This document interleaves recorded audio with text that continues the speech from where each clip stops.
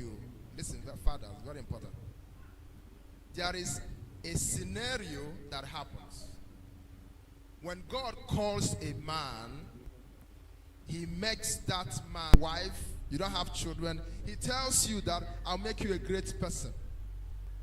But you see, it is not possible to be great. I will join you will be people that agree with you, understand with you. You may give birth to them biologically, or you may also give birth to them by raising them. So your children are not just those you give birth to, right?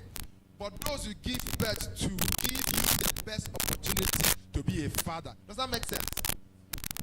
Your children are not just those you gave birth to. But those you gave birth to give you the best opportunity to express your fatherhood. But in any case, God gives you a promise. But that promise God has made you will come to pass if your children behave well.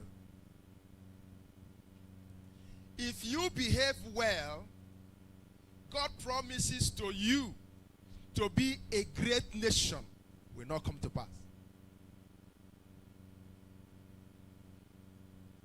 God's promise to you of being a great nation, because you can't be a great nation by yourself alone. Does it make sense? Does it make sense? God promised that you will be a great nation. Great nation is more than one person. That time they called Abraham in Genesis 12. I'll make you a great nation. It can't be one person. You can't say I'm a great nation. No, great nation means that you are now more than a person. You are now a company. You are now a multitude. Does that make sense? So that promise God made you to be great requires that your children will.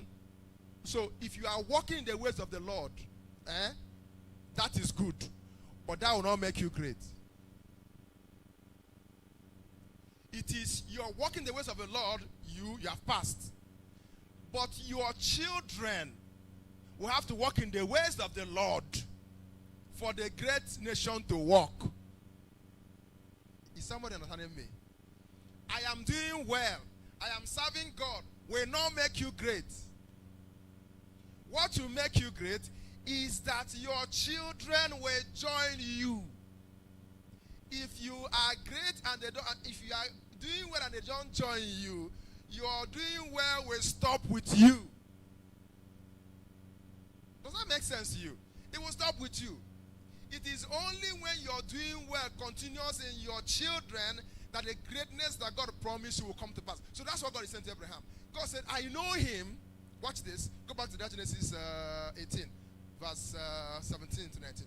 I know him that he will command his children to walk in the ways of the Lord, to do justice and judgment. Verse 19 will say, look at the last clause. Okay, let me read the whole thing. For I know him that he will command his children and his household after him, and they shall keep the way of the Lord to do justice and judgment, that the Lord may bring upon Abraham that promise which he has made concerning him. So God promised you something. For that to come to pass, you just don't need to do well. You need your children to do well. And your children doing well is your responsibility as a father. So you are supposed to now be a coach. It's not just me running my race well. If you run your race well, your head will be saved. But if your children don't agree with you, your dynasty will be destroyed. Do you understand me? So Eli was a priest to God. And God promised Eli through Aaron that this lineage will be priest to me forever. But by the time we hit Eli, his children, what's their name? Ophni and Phinehas. We are misbehaving, stopping what they brought to God, and they were just disorganized. So God says, these children are not walking in my way. They are dishonoring me. So by 1 Samuel 2 verse 30, God said to Eli, I by myself said that this your lineage will be my priest forever. But I've cancelled it. Why? Because your children are not behaving the way I want them to behave. Far be it from me, because those who honor me, I'm going to honor. This is very key. So by the time you become a father, you are no more just running for yourself. I mean, supposing that you are running away from crisis, right? And you are with your son. The lion is pursuing two of you, right? How do you do that running? Do you, because you have energy and power, do you outrun your son? You outrun your son and run to safety. That is a closing of your amanage. In fact, if the lion should eat anybody, it should be you, because your child is your investment in the future. Does that make sense? So when you look at your family, it's not just you. It is Kai. It is my children. It's not how good I am anymore. It is how good these kids will be, because I need them. They are my investment in the future. So that's what it means to be an honorable father. And then the way you get your children to do that is by training them.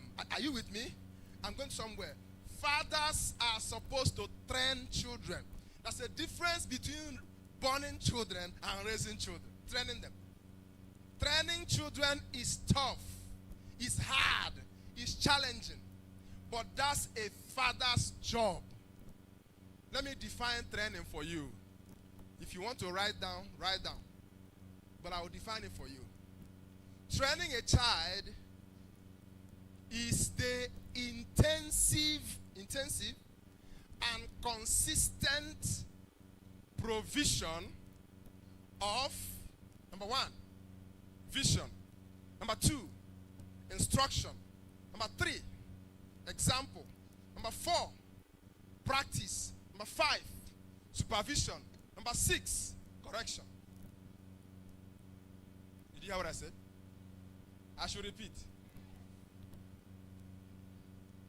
Child training, training a child is the consistent and intensive provision of vision. 2, instruction for how to do that vision. 3, example. 4, practice. 5, supervision. 6, correction. Did you get that? Did you get that? If you don't have it, come from your neighbor. Now, I'm not through yet, too. You are providing these 6 things intensively and consistently within a limited time. Is somebody hearing me? Are you guys with me? Training children is urgent. You hear what I said? Training children is what? Is urgent. Why? Because people don't stay children for long. I don't even understand what I'm saying. Oh my God. You see, before you turn your eyes, there are no more children. Before you know, okay, when does childhood stop? Childhood stops at 12. By the time you are 13, you are in the teens. And by teens, the struggle has started. Is somebody hearing me? Teenagers struggle with their parents. You know why they're struggling? Because at their teen years, they now want to be by themselves. So the time to train a child is when the child is asleep. Hello? You train a child when the child is asleep. And the child is asleep when the child is a child. By the time they start growing and become a teen and become an adult, they are awake. They are now pressing phone and reading books, and it becomes difficult. So the training of a child is urgent. Let's do it now. But you see, we wake up late and start trying to train our children when they are now 19. That's why some parents still beat their children at 21. I tell you to come back. You didn't come back. Why didn't you come back? Why? It is called adult abuse. Because that person, this is important, is no more a child. They say, I saw you with that boy. Who is that boy? I will beat you. And the time you are beating someone as an adult, they are just enduring because of their parents. They're looking at you like, mommy,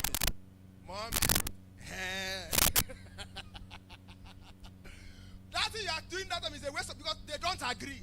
Let me tell you this. If you want to correct somebody, the person has to agree with you.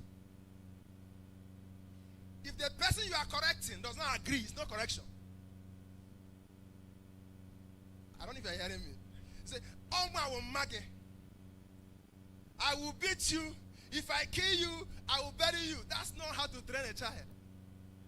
And by the way, they are no more a child. So you train them when they are still sleeping, they trust you, they love you, they depend on you, then you can do your training when they're a child. So training a child is urgent. You are doing busy now. You are going away now. I don't have time now. When you are going to wake up, he's 14. And when he's 14, if you say one, he will say 1, 2, 3. And you say, since when? It was when you are busy.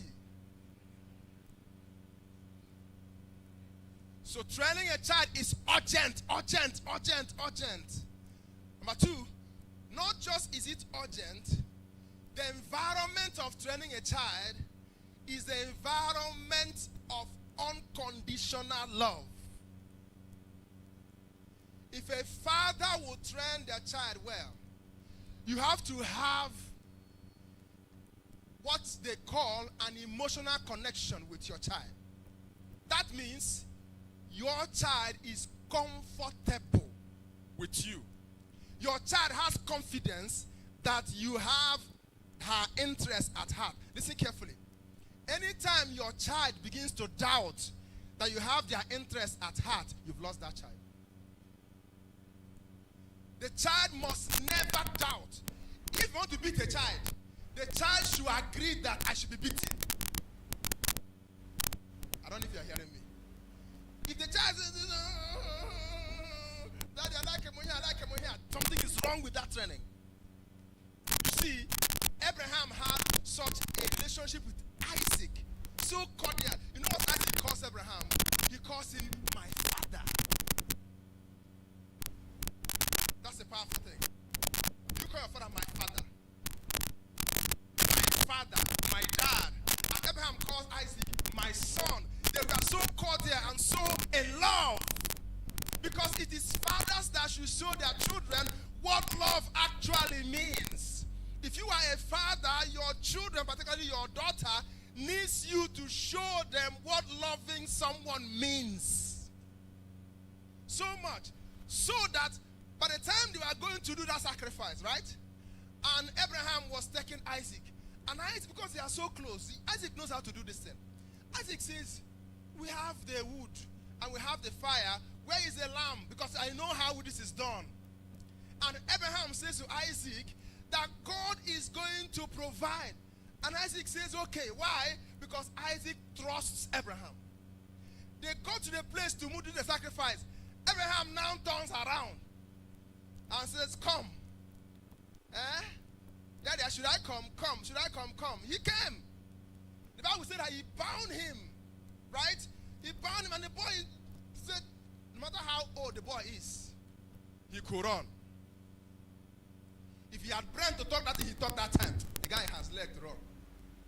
But I have confidence in you that whatever you are going to do with me is in my best interest.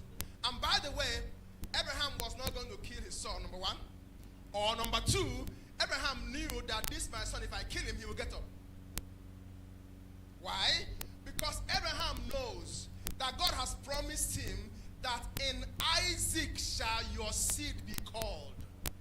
So he knows this guy is not going to die. So he told Isaac, you're not going to die. Somebody hearing me? When he left the boys at the foot of the hill, what did he say to them? He said, I and the son, the boy will go and worship, and we will come back to you. So when he was saying, I said, bring your hand, bring your leg. The guy had absolute confidence that because of this man, I know him.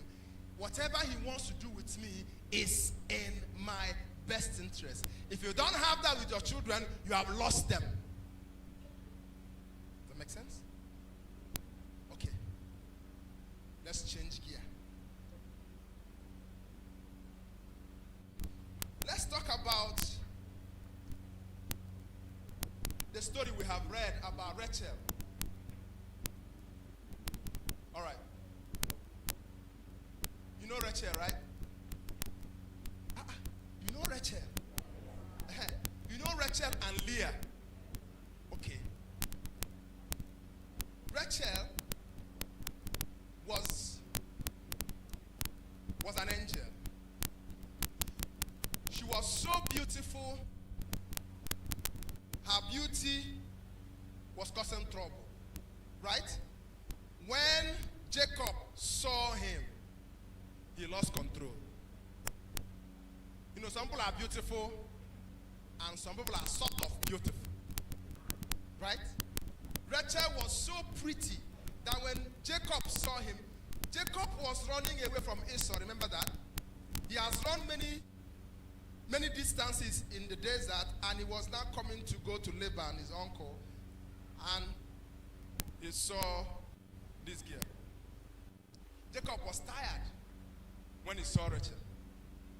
But there are people you see in their beauty, your tiredness will disappear.